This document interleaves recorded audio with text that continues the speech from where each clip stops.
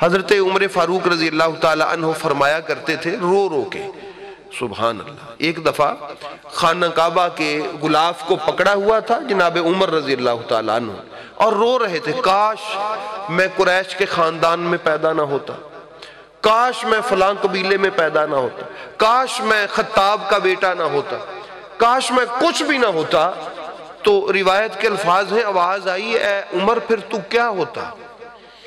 بھئی تو یہ کچھ بھی نہ ہوتا، تیری کوئی خواہش بھی ہے کہ تو کیا ہوتا؟ عرض کی، کاش میں ابو بکر صدیق کی چھاتی پہ اگا ہوا ایک بال ہوتا،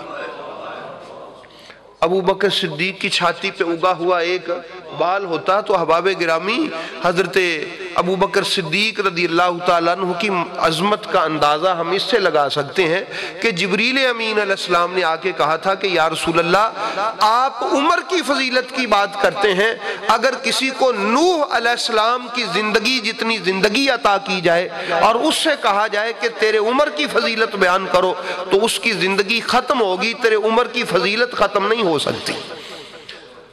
وہ حضرت عمر کہتے ہیں کہ کاش میں ابو بکر صدیق کی چھاتی پہ اگا ہوا ایک بال ہوتا۔ وہ کیوں کہتے تھے بھئی؟ اس کی ایک وجہ بھی ہے۔ آپ فرماتے ہیں کہ جب حضرت ابو بکر صدیق کا وصال ہوا نا، تو انہوں نے حضرت ابو بکر صدیق کی ایک بیوی سے نکاح کیا اس کے بعد، اور ان سے کہا کہ مجھے تیرے ساتھ نکاح کرنے کی اور کوئی خواہش نہیں، میں چاہتا ہوں کہ آپ مجھے بتائیں کہ ابو بکر صدیق کی رات کیسے گزرتی تھی، مجھے شوق ہے، کیونکہ وہ رات کو گھر میں چلے جاتے تھے، مجھے شوق ہے کہ مجھے پتا چلے کہ ابو بکر صدیق کی رات کیسے گزرتی تھی۔ وہ ان کو ساتھ حضرت ابو بکر صدیق کے گھر میں لے گئیں اور جا کے کہا کہ ہم تو حیران تھے اس بندے کے عشق پر کہ جب رات کو گھر میں آتے تو ساری رات بستر پہ نہ یوں اس طرح اپنے یہ جو ٹانگیں نا گھٹنے یوں کر کے بیٹھے رہتے اور روتے رہتے، اللہ تعالیٰ کو اور اس کے رسول کو یاد کرتے رہتے۔ جب پچھلا سحری کا ٹائم ہوتا تو یوں چارپائی پہ لیٹ کے ایک سینے سے آہ نکالتے۔ کیا نکالتے؟ آہ نکالتے۔ اس میں سے ایک آگ سی نکلتی جس کے ساتھ آپ کو یہ چھت جلی ہوئی دکھائی دے رہی۔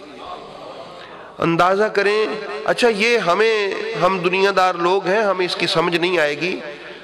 حدیث پاک ہے کہ جب بندہ مومن جہنم کے اوپر سے گزرے گا، یعنی پل صراط کے اوپر سے، بندہ مومن پل صراط کے اوپر سے گزرے گا، وہ جہنم کے اوپر ہے، حالانکہ کتنی سخت آگ ہے جہنم کی، وہ کہے گی جز یا مؤمن فإن نورک اطفانی، اے بندہ مومن جلدی گزر جا، ٹھیک ہے میں جہنم ہوں لیکن تیرے دل میں جو نور الہی کی آگ ہے وہ مجھ سے برداشت نہیں ہوتی، وہ مجھے بجھا بھی سکتی ہے، مجھے ٹھنڈا بھی کر سکتی ہے۔ عشق الہی کی وہ آگ جو اللہ کے بندوں کے سینے میں لگی ہوتی ہے، جہنم کی آگ اس آگ سے پناہ مانگتی ہے۔ اور عاشقوں کے سردار ہیں جناب حضرت ابوبکر صدیق رضی اللہ تعالی عنہ۔ اسی لیے احباب گرامی اللہ تعالیٰ نے ارشاد فرمایا تھا اِنَّا عَرَضْنَا الْأَمَانَةَ عَلَى السَّمَاوَاتِ وَالْأَرْضِ وَالْجِبَالِ فَأَبَيْنَ أَن يَحْمِلْنَهَا وَأَشْفَقْنَا مِنْهَا وَحَمَلَهَا الْإِنسَانُ إِنَّهُ كَانَ ظَلُومًا جَهُولًا۔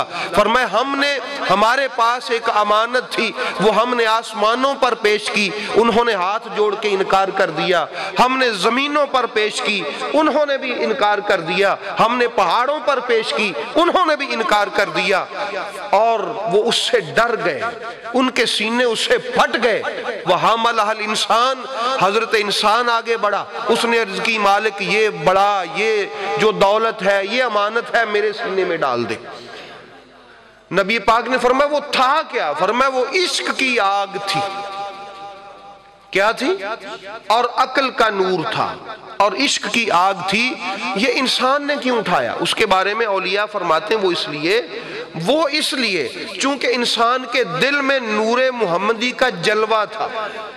مسلمانوں کے دل میں کیا تھا؟ نور محمدی کا۔ اس نور محمدی کے اس جلوے میں جب اللہ کی محبت کا وہ جو عشق کا وہ جو جلوہ آتا ہے، اس کو برداشت کرنے کی طاقت اللہ نے اس لیے اس انسان میں رکھی، چونکہ وہ اور کسی کے پاس نہیں تھا عشق مصطفیٰ والا فیض، یہ چونکہ مسلمانوں کو تھا اور انسانوں کے پاس آنا تھا، اس لیے احباب گرامی وہ آگ جو اللہ تعالیٰ نے ان کے سینے میں لگائی تھی، حضرت ابوبکر صدیق کی جب یہ کیفیت حضرت عمر نے دیکھی تو آنکھوں سے آنسو نکلے اور ایک چیخ مار کے کہا کہ عمر تو ساری زندگی بھی عبادت کرتا رہے، ساری زندگی بھی عبادت کرتا رہے، تو ابو بکر صدیق کی سحری کے وقت ایک آہ نکلتی تھی، ایک رات کی آہ کی فضیلت کو بھی نہیں پہنچ سکتا، ایک رات کی آہ کی فضیلت کو بھی نہیں پہنچ سکتا، یہ شان ہے۔ اور ایک روایت میں موجود ہے کہ جب حضرت ابوبکر صدیق رضی اللہ تعالیٰ عنہ نے یہ سارا کچھ پیش کیا نا تو نبی پاک نے دعائیں دی ان کو اور فرشتہ نازل ہوا اور وہ سب کچھ ہوا، یہ ساری باتیں سن کے ایک صحابی کھڑا ہوا، عرض کیا یا رسول اللہ اگر ہم بھی اتنا پیش کر دیں تو یہ مقام یہ منصب ہمیں بھی ملے گا؟ نبی پاک نے فرمایا تو کیا سمجھتا ہے کہ یہ مرتبہ نمازوں سے، خرچ کرنے سے اور خیرات کرنے سے اس کو ملا ہے؟ نہیں، یہ مرتبہ اس کے مال کی وجہ سے اس کو نہیں ملا، یہ مرتبہ ابو بکر کو اس وجہ سے ملا ہے جو اس کے سینے میں موجود ہے۔ جو کہاں پر موجود ہے؟ وہ اور کسی کے سینے میں موجود ہو تو اس کو بھی وہ مرتبہ مل جائے، وہ موجود ہی جناب ابو بکر صدیق کے سینے میں ہے۔ ہجرت کی رات تھی، نبی کریم صلی اللہ تعالیٰ علیہ وآلہ وسلم کو حکم ہوا کہ محبوب آپ جائیں اور 11ویں امام جناب امام حسن عسکری علیہ السلام آپ اپنی تفسیر میں لکھتے ہیں کہ اللہ کا حکم ہوا کہ جبریل امین نے آ کے کہا ان اللہ امرک ان تستصحب ابا بکر رضی اللہ تعالی عنہ، اے محبوب اللہ کا حکم آیا ہے کہ علی کو اپنے بستر پہ چھوڑ جائے، ابو بکر کو ساتھ لے جائے، ابو بکر صدیق کو اپنے ساتھ لے جائے۔ اندازہ کریں حضرت ابو بکر صدیق جب میرے محبوب ان کو نکل کے وہاں سے گئے تو قربان جاؤں دروازہ کھولا تو ہاتھ باندھ کے سر جھکا کے ابو بکر صدیق انتظار میں کھڑے۔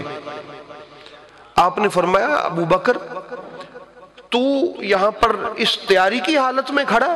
عرض کیا حضور آپ کو یاد ہوگا کہ آپ نے کئی ماہ پہلے ایک مرتبہ ایک خطاب میں کہا تھا کہ ایک رات آئے گی اللہ اپنے کسی بندے کو حکم دے گا کہ یہاں سے چلے جاؤ اور اپنے دوستوں میں سے کسی ایک دوست کو ساتھ لے جاؤ۔ یا رسول اللہ واللہ با خدا مجھے اللہ کی عزت کی قسم ہے میں نے یقین کر لیا کہ وہ جانے والے آپ ہوں گے اور جس خوش بخت کے لیے اللہ تعالیٰ اس کی قسمت میں ساتھ جانا لکھے گا وہ میں ہوں گا۔ میں اس رات سے ایک منٹ کے لیے بھی نہیں سویا، ہر رات ہاتھ باندھ کے دروازے پہ کھڑا ہو کے آپ کے آنے کا انتظار کر اور اس انداز میں جب ساتھ گئے۔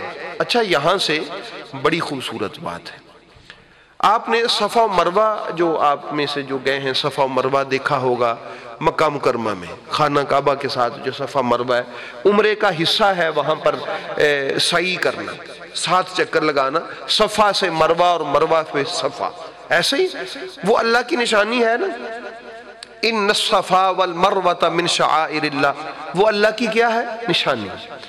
بھئی اللہ کی وہ نشانی کیوں ہے؟ اس پر کیا لگا تھا؟ حضرت بی بی ہاجرہ کے قدم لگے تھے، بی بی ہاجرہ کے کیا لگے تھے؟ قدم لگے تھے۔ آپ برکت کے لیے بول دیں کون سی بی بی کے قدم لگے تھے؟ اور ان کے قدموں کی وجہ سے وہ کیا بن گیا؟ اللہ کی۔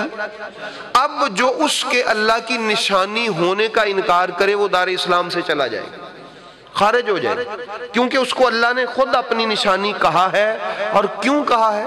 کیونکہ وہاں پر ان کے قدم لگے تھے، وہ نبیہ نہیں ہیں، رسول بھی نہیں ہیں، اللہ کے نبی کی بیوی ہیں اور ولیہ ہیں، ایسا ہی ہے۔ اس تھوڑے سے جگہ پر ان کے قدم لگے اور وہ قدم لگنے کی وجہ سے اللہ کی نشانی بن گئے۔